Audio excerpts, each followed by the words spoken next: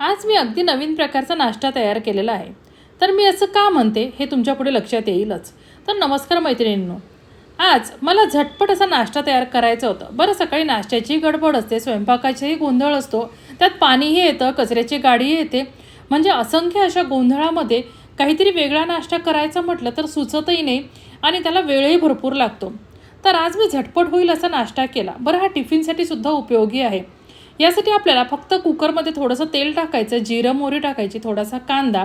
बरं, भाज्या तुम्ही तुमच्या आवडीप्रमाणे कमी जास्त करू शकता. यात गाजर, सिमला मिरची, वाटाणा, टोमॅटो असं छान जे असेल ते अवेलेबल आपण त्यात टाकायचं आणि त्यात थोडेसे मसाले टाकायचे. मसाले ॲड करण्याची अजिबात आवश्यकता नाही, फक्त मिरच्यांच्या फोडणीचाही हा उपमा खूप छान लागतो. पण माझ्या मुलाची फारच इच्छा होती की मसालेदार करायची, म्हणून मी यात थोडेसे मसाले ॲड केलेले आहेत आणि एक शिट्टी घेऊन छान मऊसूत शेवळ्यांचा उपमा तयार करून घेतला. तर नक्की ट्राय करून बघा. धन्यवाद.